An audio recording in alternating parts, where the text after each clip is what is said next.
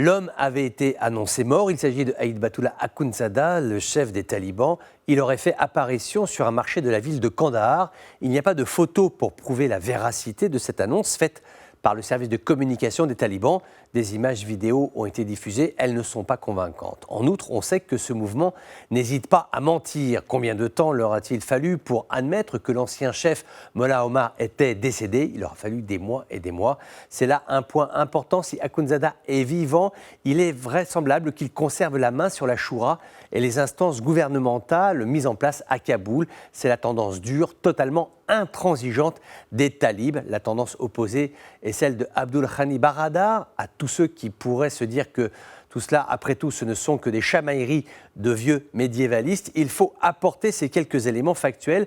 Tout le monde sait depuis le 15 août que nous nous demandons si l'Afghanistan ne va pas renouer avec ses démons, redevenir un pôle d'attractivité pour les terroristes, un déversoir pour quelques excités de la gâchette, car c'est bien ce qui est en train de se passer. La semaine dernière, le groupe salafiste HTS a mené une opération durant 3 jours pour arrêter des combattants étrangers en Syrie. 2 groupes notamment étaient visés, Junud al-Sham et Jundallah.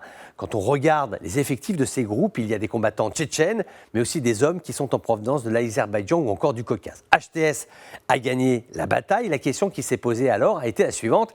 Ces terroristes prisonniers, maintenant, qu'est-ce qu'on en fait? Les mettre en prison? HTS n'en veut pas. Les rendre à Damas, quand bien même ce serait possible, jamais le régime de Bachar el-Assad accepterait. Les expulser vers leur pays d'origine, quasi impossible. HTS n'en a pas les capacités, tant d'un point de vue diplomatique que technique. Des sources proches de Damas, non démenties par l'opposition, disent que ces prisonniers sont des terroristes en puissance. Eh bien, ils sont en train d'être exfiltrés vers l'Afghanistan. Damas dit même que le MIT, les services turcs, seraient à la manœuvre. Alors, prudence, tout cela demande vérification, mais sur le fait que des terroristes dont on ne sait que faire soient envoyés en Afghanistan, c'est tout à fait plausible et préoccupant. Si le régime est sous la férule Akhundzada, ils ne pourront que continuer leurs activités. Si en revanche Baradar est aux commandes, ce ne sera pas la même chose. Donc voilà l'enjeu. Alors déjà, le dossier afghan est explosif, mais si demain on prend l'habitude d'expulser là-bas des terroristes, il est à craindre que l'histoire afghane se répète, une fois de plus, qu'elle se réécrive dans la douleur et le sang.